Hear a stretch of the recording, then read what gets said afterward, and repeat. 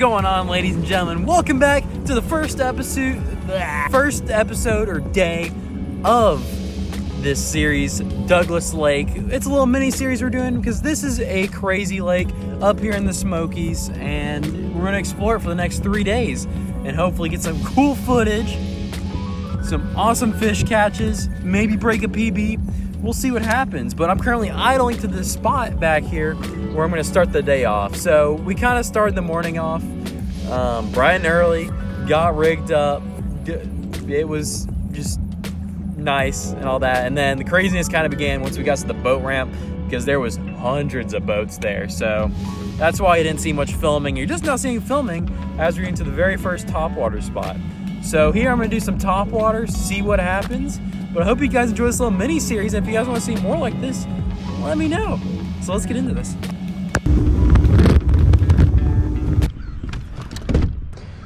Alrighty guys, so we're going to be starting off with the 6th Sense catwalk, seeing what we can do.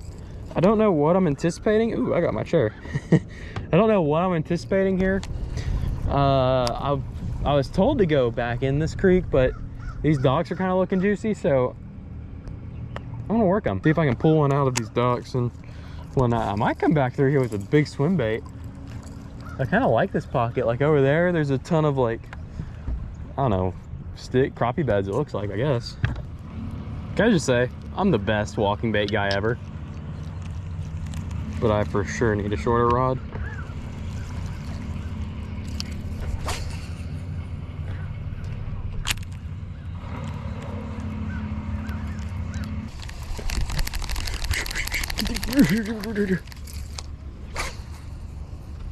Oh no. Oh no. Not like this. Not like this. Perfect. Perfect. Let's go. Nothing. It's weird because I'm currently sitting in like 20 foot of water. Like I'm used to it. We're in Old Hickory. Right now I'd be sitting in like 3 feet of water. Douglas is wild, man. These depths are throwing me for a loop. This is definitely putting me out of my comfort zone right now. There's bait fish back here.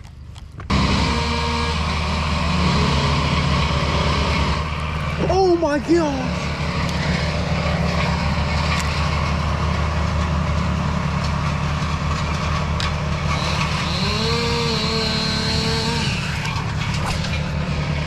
Okay, that was not close to the bank. That gives me something.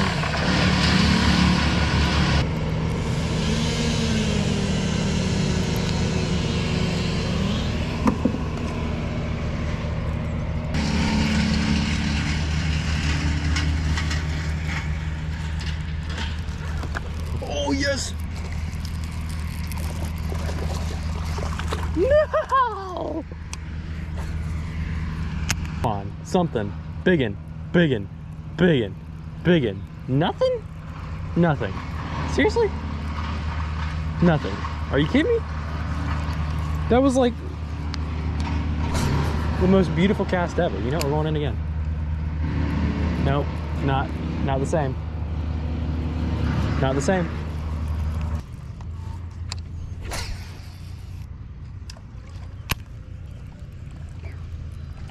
There we go.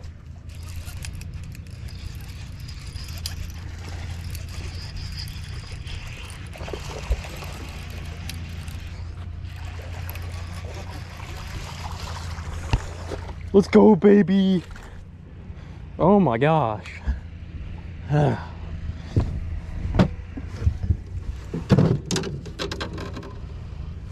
Ooh, let's go. Fish number 1, baby. Oh my gosh, is my GoPro not on? Fish number 1, baby. That's like a 2-pounder, I think. Yeah, let's go. First fish of the day, fat one, dude. Alrighty, we just caught fish number 1 after missing a bunch. So that makes you feel better. Oh my goodness, these power poles did nothing. So that's fish number 1 we caught on the whopper plopper, missed a bunch. So glad we got that one. So we'll see what happens here. Let's do it. Bro, I'm letting the dogs breathe, baby. Barefoot. Show them toes for free. Please don't take screenshots of my toes. I'd appreciate it. So I'm gonna tie this on to toss around a little bit. I'm gonna toss, so the shad spawn's kind of over, but I'm gonna throw a jackhammer with a hog farmer. I've actually never used these trailers before, but I got all this cover here. We got all this cover and all these docks, so I think that a white jackhammer with this hog farmer trailer will kill right now. Maybe get that quality size bites. So yeah, I've never used these hog farmer trailers before. Spunk shad, I believe that Missile Baits also makes a spunk shad of sorts. So we'll see what happens. Apparently gives it crazy hunting action. So kind of also to walk you guys through my process here of fishing a whopper plopper. I kind of have this on a 6:2 to 1 gear ratio, so I kind of wish I had a little bit faster, but I'm just trying to reel it in next to structure, toss it in whatever structure I can find, whether that's a dock or whatever. As you should kind of with, I guess, most topwaters, unless you're looking at like a school of fish, you should be aiming for some sort of structure. So in here we got brush piles, we got docks, and that's what I'm doing. I've just been picking up bites, but I haven't had a bite in a bit. But I think the key here is that we're post shad spawn. So I think that a jackhammer will kill it for those fish that are still left up in here from the shad spawn, is what I'm hoping, because the whopper plopper's been triggering bites, so I don't know if it's a feeding bite or what, because that one was a little fat guy. So we'll see what happens, but I'm kind of trying to tuck myself in spots that not a lot of people go into, I'm assuming, because they're scared or just don't do it. Because that's what I was doing yesterday, which you guys won't actually see that footage because stuff kept overheating, but I was just tucking myself in spots that not a lot of people go into. It's kind of like the same concept with bank fishing. You want to go and fish stuff that not everybody else is fishing. Which I'm not trying to be a tips channel, but I'm just trying to share my knowledge, what I know. Like I'm getting, like I've had a bunch of misses on the whopper plopper, so I don't know if it's a reaction bite or what. I'm gonna toss the whopper plopper a bit longer, then I'm gonna switch to white jackhammers just to see if I can get that shad pattern on lock at least, because I think that could be, because that one fish I caught was fat and I lost another one that was fat right at the boat. So that's why I was like, I don't know if they're on bed or if it's the shads, because I'm seeing bait balls kind of all over the place in the middle of this little pocket. So I don't know. I see another boat back here, so I'm kind of just trying not to, I'm trying not to give off too much.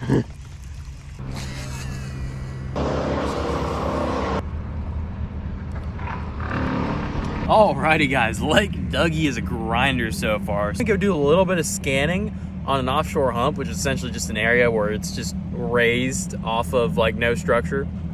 So I'm gonna go check out that area, see if we can see any schools of bass, and then I'm gonna go check one other shallow spot, because my theory right now is that all these fish are up shallow after the shad spawn. So we'll test that theory, I guess. So let's move on to the next spot.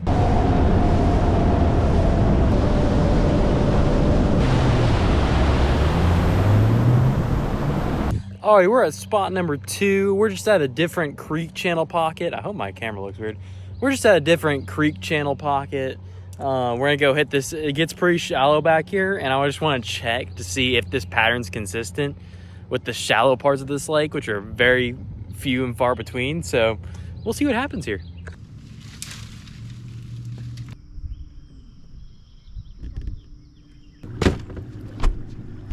Alrighty, ladies and gentlemen, second spot was a bust. So I now think we're gonna run up the river portion of Douglas and see if we can channel our inner Cumberland River fishing. You guys should check out those videos if you haven't already. But yeah, so we're gonna go river fish and see what we can do. Throw some nets, finesse, maybe catch some smallmouth. I don't know. I just think all this stuff's getting beaten up. So yeah, I'm gonna go check that out, and I'll be back once we figure something out. Maybe scan some stuff. I don't know. We're just gonna wing it.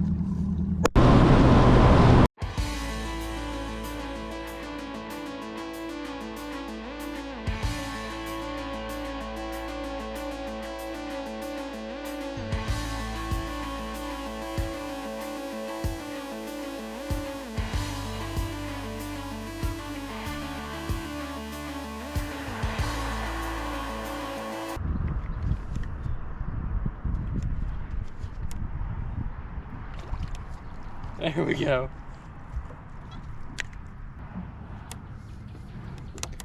White bass. Wrong kind of bass. Well, that's a fish at least. I'll take it.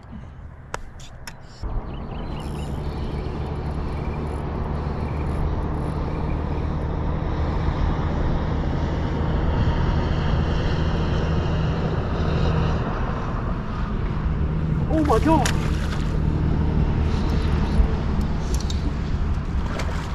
Dude.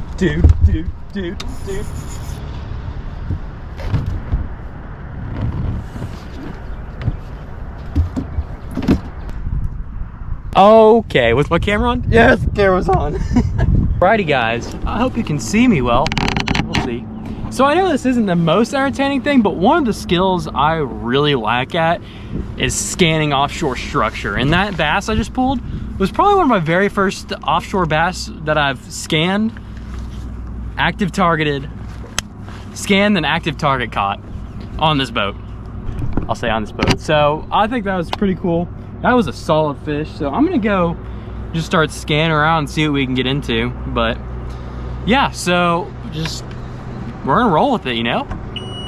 Day one, offshore fishing.